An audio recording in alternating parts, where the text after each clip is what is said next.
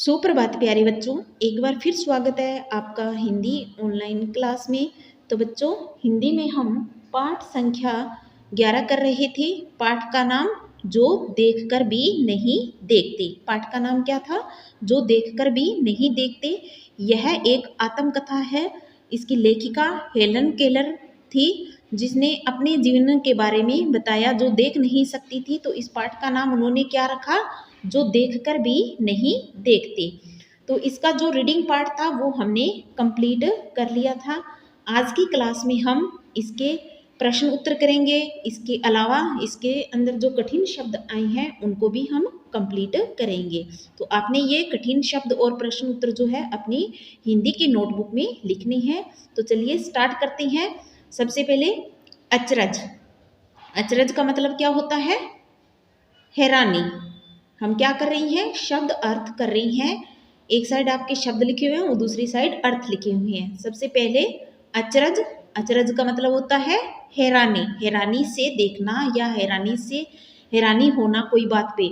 उत्तर। उत्तर का मतलब होता है जवाब देना। जब कोई, हम ये कह सकते हैं कि आंसर देना, उत्तर देना, जवाब देना। आदि यानी अभ्यस्त हो जाना, यानी बार बार वही बात सुनने के आदि हो जाना। विश्वास। विश्वास का मतलब होता है भरोसा। विश्वास यानी भरोसा। नेक्स्ट बनावट। बनावट से तात्पर्य है आकृति, यानी आकृति बन जाना, जैसे शेप वगैरह होती है उनकी बात हो। बनावट यानी आकृति। एहसास। अगला हमारा नया शब्द है एहसास। एहसास यानी अनुभव होना, है ना। किसी चीज का अपने बोलते हैं ना कि मुझे इस चीज का एहसास हो रहा है, अनुभव हो रहा है। अपार। अपार का मतलब होता है अत्यधिक। अपार यानी अत्यधिक। समा। समा यानी वातावरण। समा से तात्पर्य है वातावरण। मचल उठना यानी बेचैन होना। मचल उठना यानी बेचैन होना। नेक्स्ट, मचल के बाद हमारा अगला शब्द है मुग्ध। मुग्ध होना यानी प्रसन्न होना। किसी पे मुग्ध हो जाना, प्रसन्न हो जाना। ठीक है। नेक्स्ट संवेदना। संवेदना से तात्पर्य है भावना। संवेदना से क्या तात्पर्य है हमारा? भावना। क्षमता। क्षमता यानी ताकत। नेक्स्ट आस लगाना यानी उम्मीद करना। आस लगाने से तात्पर्य है उम्मीद करना। नेक्स्ट नियामत। नियामत से तात्पर्य है ईश्वर की कृपा। नियामत से तात्पर्य क्या है? ईश्वर की कृपा। नेक्स्ट दृष्टि। दृष्टि से तात्पर्य है नजर, यानी जो हमारी दृष्टि होती है, हमारी नजर होती है, उसे बोलते हैं नजर, निगाह। साधारण यानी सामान्य। साधारण से तात्पर्य है यहाँ सामान्य। परखना। परखना से तात्पर्य है जांचना, जांच करना। परखना यानी जांच करना। नेक्स्ट परीक्षा यानी जांचना।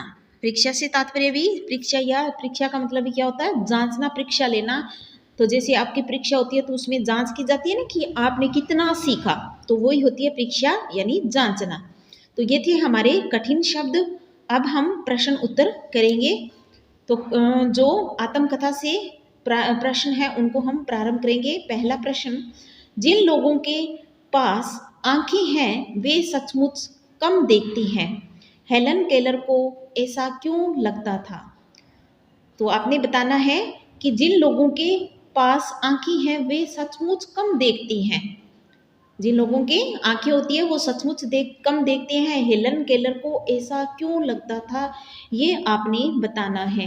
तो हमने इस आत्मकथा में पढ़ा था ना कि हेलन केलर जो थी दृष्टिहीन थी, लेकिन फिर भी वो अपने आसपास में बहुत कुछ देख लेती थी। तो इस प्रश्न का उत्तर हम लिखेंगे, लेखिका ने ऐसा इसलिए कहा था क्योंकि उन्होंने अनुभव किया था कि जिन लोगों को दृष्टि मिली है वे ध्यान नहीं देते, प्रकृति की सुंदरता का आनंद नहीं लेते, लोग भावनात्मक रूप से प्रकृति से नहीं जुड़ते।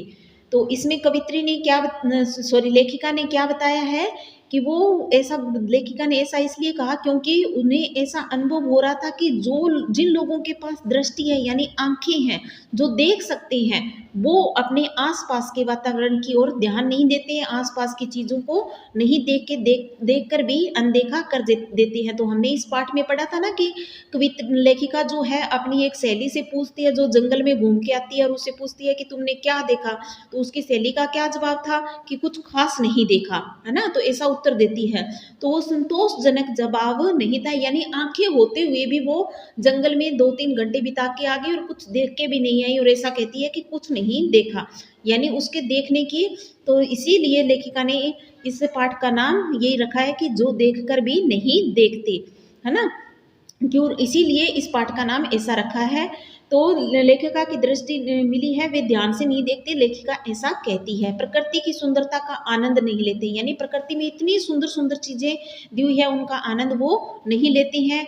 लोग भावनात्मक रूप से प्रकृति से नहीं जुड़ते, यानी भावना से, अंदर से, मन से नहीं जुड़ते। किसके साथ है? प्रकृति के साथ। तो इस प्रश्न का उत्तर हम ऐसे लिखेंगे। इसके अलावा आप ये इस प्रश्न का उत्तर अपने तरीके से भी लिख सकते हो, कोई ज़रूरी नहीं है जो मैंने ही उत्तर लिखा है इसका वो वैसे का वैसा सेम टू सेम आप लिखो। आप अपने तरीके से प्रश्न लिखना सीखिए, और मैंने तो आपको एक आइडिया दिया कि इस तरीके से आप प्रश्न का उत्तर लिख सकते हो। तो ये था हमारा प्रश्न संख्या 1। नेक्स्ट प्रश्न संख्या 2। प्रश्न संख्या 2 में लेखिका के द्वारा क्या पूछा गया है कि प्रकृति का जादू किसे कहा गया है। प्रश्न संख्या 2 में प्रश्न किया गया है कि प्रकृति का जादू किसे कहा गया है। तो प्रकृति का जादू, प्रकृति किसको कहा गया है, यानी जो हमारे आसपास का जो वातावरण है, जो जैसे अपने बोलते हैं ना कि भगवान ने बनाई है ये चीजें, तो प्रकृति का निर्माण किसने किया है? ईश्वर के द्वारा निर्मित ये प्रकृति है। इसमें बहुत सुंदर सुंदर चीजें हमें देखने को मिलती है। तो इसमें प्रकृति का जादू किसे कहा गया है, ये आपने बताना है। तो इस प्रश्न का उत्तर हम लिखेंगे कि बसंत ऋतु के पौधों पर नई कलियों के आने, फूलों के खिलने को लेखिका ने प्रकृति का जादू कहा है।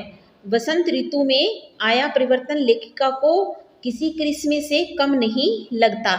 तो प्रकृति का जादू किसे कहा है लेखिका ने? बसंत ऋतु में पौधों पर जो नई कलियां खिलाती है, जो नए फूल निकल आते हैं, तो लेखिका ने प्रकृति का जादू उन्हें ही कहा है। पौधों की नई कलियों को, फूलों को लेखिका ने प्रकृति का जादू कहा है। जो बसंत ऋतु में इनका जो परिवर्तन लेखिका को बसंत ऋतु में आया परिवर्तन लेखिका को किसी करिश्मे से कम नहीं लगता, यानी उनको अचंभित करने वाला लगता है। लेखिका देख नहीं सकती थी, लेकिन बसंत ऋतु के आगमन को वो महसूस कर सकती थी, है ना। वो देख नहीं सकती थी, लेकिन जो बसंत ऋतु का आगमन, यानी जैसे बसंत ऋतु के आने से क्या होता है, पेड़ पौधे पर नई कलियां निकलना प्रारंभ हो जाती है, पतझड़ का समापन हो जाता है ना बसंत ऋतु के आगमन पर। बसंत ऋतु के आगमन पर पतझड़ का समापन हो जाता है, और पेड़ों पर नई पत्तियां, नए फूल, और चारों ओर खुशहाली ही खुशहाली दिखाई देती है। तो लेखिका को बसंत ऋतु के आने से उसमें परिवर्तन दिखता था, जो उसे एक करिश्मा लगता था, यानी वो नए नए पत्तियों को छूकर उसको महसूस करती थी। ठीक है, तो इस तरीके से हम इस प्रश्न संख्या 2 का उत्तर लिखेंगे। ठीक है, तो आपने इस प्रश्न का उत्तर इस तरीके से भी लिख सकते हो और अपने शब्दों में भी लिखोगे। ठीक है, तो अपने शब्दों में लिखोगे ना, तो वो सबसे ज़्यादा अच्छा रहता है, क्योंकि हमें बहुत ज़्यादा समय तक याद रहता है। तो हमें सभी प्रश्नों का उत्तर अपने तरीके से लिखना चाहिए, ताकि हम उसे अच्छे से कभी भी जब हमसे पूछा जाए तो उसका आंसर दे सकें। अगर आप रटा रटाया आंसर लिखोगे और उसको फिर रटोगे, तो वो आपको कम टाइम के लिए ही याद रहेगा और उसके बाद आप भूल जाओगे। तो आपने प्रयास ये करना है कि आप अपने तरीके से इन प्रश्नों के उत्तर लिखें। ठीक है, नेक्स्ट प्रश्न संख्या 3। प्रश्न संख्या 3 में क्या पूछा गया है? कुछ खास तो नहीं, हेलन केलर की मित्र ने यह जवाब किस मौके पर दिया, और यह सुनकर हेलन को आश्चर्य क्यों नहीं हुआ। प्रश्न संख्या 3 में क्या पूछा गया है कि कुछ खास तो नहीं, हेलन केलर की मित्र ने यह जवाब किस मौके पर दिया, यह सुनकर हेलन को आश्चर्य क्यों नहीं हुआ, ये आपने बताना है। तो जब हेलन केलर ने अपनी एक दोस्त से पूछती है कि तुमने आज क्या देखा, जो एक जंगल के अंदर घूम के आती है, तो वो उसका आंसर क्या था कि कुछ नहीं, कुछ खास नहीं देखा, कुछ खास नहीं देखा। तो ये जो आंसर था वो हेलन केलर को क्या है, आश्चर्य नहीं हो रहा था उसके इस उत्तर को सुनकर, क्योंकि उसे पता था कि कुछ लोग जो है देखकर भी नहीं देखते, यानी आंखें होते हुए भी अपने आसपास के वातावरण को नहीं देख पाते, नहीं महसूस कर पाते हैं, क्योंकि वो भावनात्मक दृष्टि से उनके साथ घुल मिल नहीं पाते हैं, इसलिए वो ऐसा कहते हैं।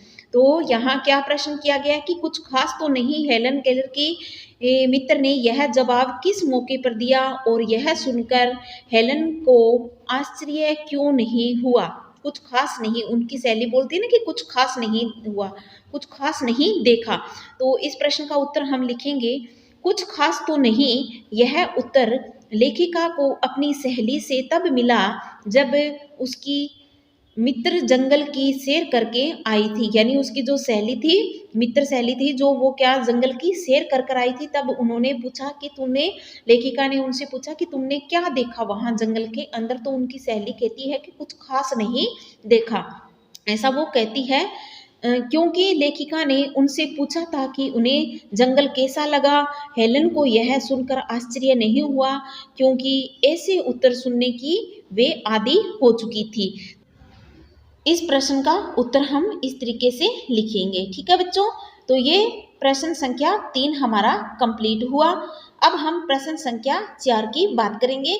प्रश्न संख्या 4 में क्या पूछा गया है, हेलन केलर प्रकृति की किन चीजों को छूकर और सुनकर पहचान लेती थी। आपने क्या बताना है कि हेलन केलर जो लेखिका थी, जो दृष्टिहीन थी, जो देख नहीं सकती थी, तो लेकिन वो देख नहीं सकती थी, लेकिन वो अपने आसपास की चीज़ों को बहुत ज़्यादा महसूस कर पाती थी, और उसे देखने जैसा ही काम में लगता था, यानी वो देखकर ही इसे महसूस करके ही वो खुश हो लेती थी। तो इस प्रश्न का उत्तर आपने लिखना है कि पहचान लेती थी, पाठ के आधार पर इसका उत्तर लिखो। आपने पाठ के आधार पर इस प्रश्न का उत्तर बताना है। तो इस प्रश्न में क्या उत्तर लिखेंगे हम कि हेलन केलर भोजपत्र की चिकनी छाल, चीड़ की खुरदरी छाल, कलियों व फूलों की पंखुड़ियों की बनावट को छूकर तथा चिड़ियों के गीतों को सुनकर पहचान लेती थी। अर्थात हम ये कह सकते हैं कि जो लेखिका थी वो अंधी तो आवश्यक थी, लेकिन वो अपने आसपास के वातावरण को हमेशा महसूस कर लेती थी, उनसे अपनी भावनात्मक दृष्टि से वो उसे देख लेती थी और उसे पहचान लेती थी। तो इस प्रश्न का उत्तर हम क्या लिखेंगे कि हेलन विभिन्न वृक्षों जैसे भोजपत्र, चीड़ आदि की छाल को छूकर उन्हें पहचान लेती थी। वे टहनियों पर नई कलियां खोज लेती थी, झरने के पानी को अनुभव कर लेती थी, टहनी पर हाथ रखते ही चिड़िया की चहचहाट सुन लेती थी। तो इस प्रश्न में क्या पूछा गया है कि हेलन केलर प्रकृति की किन चीज़ों को छूकर और सुनकर पहचान लेती थी। तो वो छूकर और सुनकर ही पहचानती थी, क्योंकि वो देख नहीं सकती थी। तो हमने इस प्रश्न का उत्तर क्या लिखा, हेलन विभिन्न वृक्षों जैसे भोजपत्र, चीड़ आदि की छाल को छूकर उन्हें पहचान लेती थी, यानी उनको छूकर ही वो पहचान जाती थी कि ये कौन सा वृक्ष है, कौन भोजपत्र है। वे टहनियाँ और नई कलियों को खोज लेती थी, यानी जब बसंत के मौसम पर नई कलियां खिलती थी तो वो उनको खोज लेती थी, यानी उनको छूकर उनको पहचान लेती थी। झरने के पानी का अनुभव कर लेती थी, टहनी पर हाथ रखते ही चिड़ियों की चहचहाट सुन लेती थी।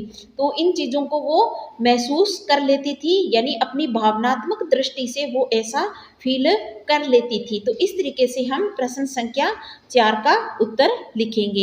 ठीक है, नेक्स्ट प्रश्न संख्या 5। प्रश्न संख्या 5 में क्या पूछा गया है, जबकि इस नियामत से जिंदगी को खुशियों के इंद्रधनुषी रंग से हरा भरा किया जा सकता है, तुम्हारी नज़र में इसका क्या अर्थ हो सकता है।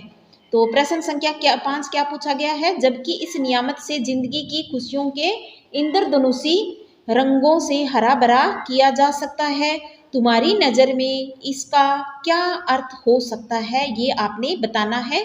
तो इस प्रश्न का उत्तर हम लिखेंगे, हमें देखने की क्षमता अर्थात दृष्टि के मिलने को लेखिका ने नियामत कहा है। लेखिका का सोचना था कि इस नियामत से मनुष्य प्रकृति की सुंदरता का आनंद ले सकता है, विभिन्न प्राकृतिक स्थलों का भ्रमण कर नए अनुभव लेकर जीवन की खुशियों से भर सकता है। तो ऐसा लेखिका सोचती है कि हम देख नहीं सकते, लेकिन अपने अनुभव से यानी अपनी भावनात्मक दृष्टि से हम अपनी खुशियाँ बटोर सकते हैं। तो इस तरीके से प्रश्न संख्या 5 का उत्तर लिखना है। नेक्स्ट जो ये प्रश्न संख्या 6 लिखा हुआ है, जो देखकर भी नहीं देखते, पाठ की लेखिका का नाम लिखो। तो ये आपका होमवर्क है, आपने होमवर्क में इसका नाम कंप्लीट करना है।